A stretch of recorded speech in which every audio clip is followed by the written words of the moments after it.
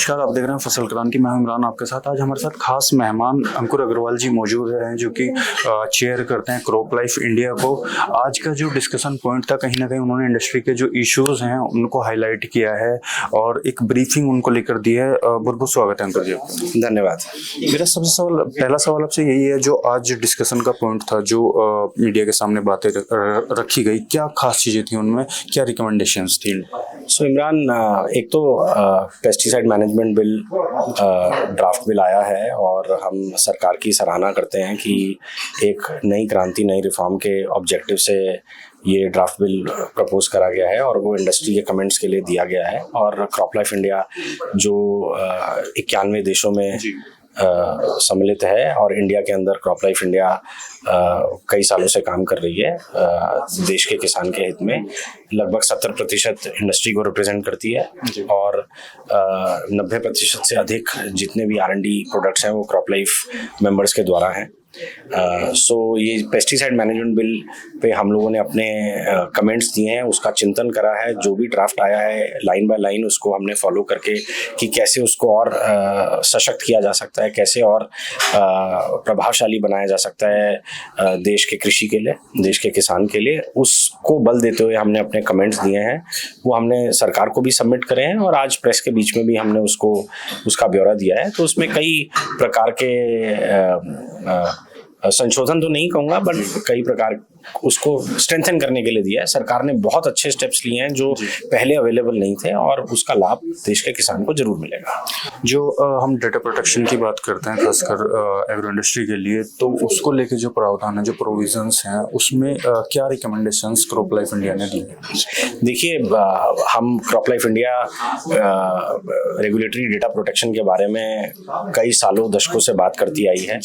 ये एक ऐसा स्टेप है जो नई तकनीक को लाने में मदद करेगा, भारतीय किसानों के लिए, भारत की खेती के लिए कारगर सिद्ध होगा।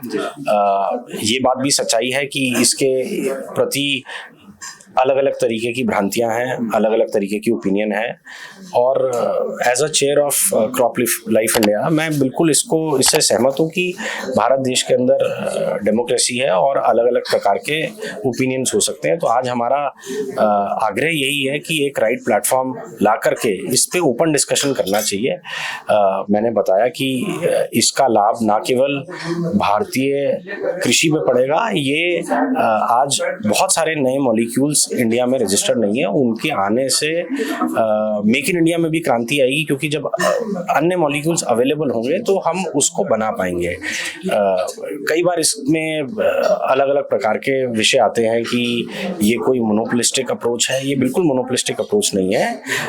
नई तकनीक लाने के लिए जब कोई भी नया प्रोडक्ट, और ये प्रावधान आज जो भारतीय कंपनीज हैं उनके पास भी अवेलेबल है, वो जो नए प्रोडक्ट्स हैं जो रजिस्टर नहीं हुए हैं उसको अगर लाएंगे उसके लिए खर्चा करना पड़ता है। वो खर्चा रजिस्ट्रेशन और उसको किसान तक ले जाने के लिए जो एफर्ट करने हैं, जो स्टीवर्डशिप प्रोग्राम करने हैं जिससे किसान सही तरीके यूज करे, इसमें 50 से 100 करोड़ रुपए तक का खर्चा रजिस्ट्रेशन प्लस उसके लिए किया जाता है। तो इन सब चीजों को ध्यान में रखते हुए उसकी कवरेज भी होनी चाहिए और वो अवेलेबल होना चाहिए।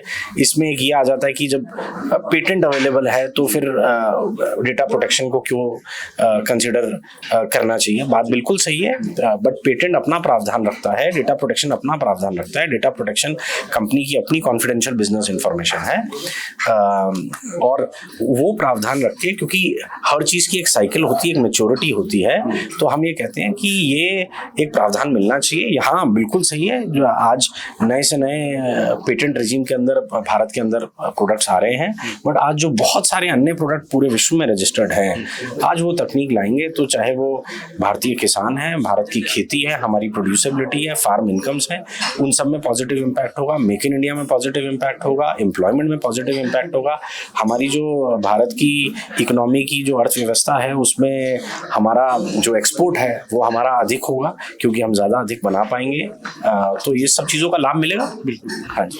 एक जो प्रोविजन पेनल्टीज को लेके है, तो उसमें कहीं ना कहीं जो मिस ब्रांडिंग और वो सारी चीज़ें उसमें दी गई हैं, उस पर क्या आपका व्यू है? क्या मतलब क्या वो सही है इंडस्ट्री के लिए? क्या होना चाहिए? देखिए, अगर कोई भी गलत होता है तो उसका दंड तो होना चाहिए, और उसके प्रावधान सरकार ने इसमें नए ड्राफ्ट बिल में लेकर के आए हैं, जहां दंड का जो अमाउंट है उसकी भी बढ़ोतरी की गई है, और हम समझते हैं वो एक सही दिशा में है। उसके साथ साथ जो लोग गलत करते हैं उनके लिए कुछ क्रिमिनल प्रोसीडिंग्स भी हैं। As part of ease of India, every businessman and any association will want कि डीक्रिमिनलाइजेशन होना चाहिए, लेकिन हम ये बिल्कुल मानते हैं कि अगर कोई चीज़ गलत हो रही है तो उस पर दंड मिलना चाहिए। तो सरकार से हमारी यही आग्रह रहता है कि एक ऐसा इनेबलिंग एनवायरनमेंट मिले, जो क्वालिटी प्लेयर्स हैं वो इस चीज़ में ना फंसें और उनको व्यापार करने में दिक्कत हो, क्योंकि कई बार प्रावधानों को गलत तरीके से भी उपयोग किया जाता है।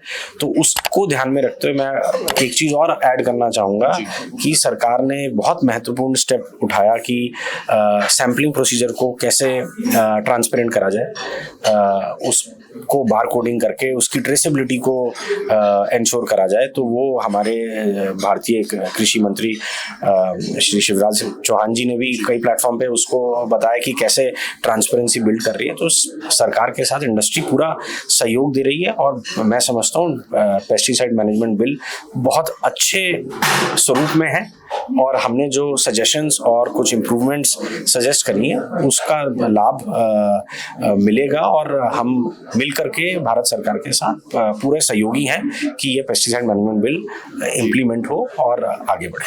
अंत में चलते चलते लास्ट सवाल, डिजिटलाइजेशन और एआई पूरी तरीके से जो एग्रीकल्चर, इंडियन एग्रीकल्चर इंडस्ट्री उसको इम्पैक्ट कर रहा है, बदल रहा है चीज़ों को, क्या इफेक्ट समझते हैं खासकर एग्रोकेमिकल इंडस्ट्री के ऊपर? सो देखिए, कोई भी तकनीक है, मैं तकनीक की बात कर रहा था डेटा प्रोटेक्शन के माध्यम से कि नई तकनीक की आवश्यकता है, वो प्रोडक्ट रिलेटेड है। आज एआई या डिजिटल का ज़माना आ गया है, हमारा भारत का किसान बहुत विकसित हो गया है, वो स्मार्टफोन्स यूज़ करता है, उसने भी एआई का इस्तेमाल करना शुरू कर दिया है। तो मुझे पूरा विश्वास है एग्रीकल्चर वैल्यू चेन में ज़बरदस्त क्रांति आएगी, और एआई से जो मुश्किल चैलेंजिंग एरिया से, चाहे वो सप्लाई चेन है, चाहे हमारी प्रोड्यूस की अवेलेबिलिटी है, स्टोरेज कंडीशंस हैं, या कोई अन्य चैलेंजेस हैं, उसमें एआई की ज़रूर मदद मिलेगी। और एआई की मदद नई R&D करने में भी मदद मिलेगी और कारगर साबित होगी कि R&D को और फास्ट करा जाए, और जो समस्याएं हैं उसको जल्दी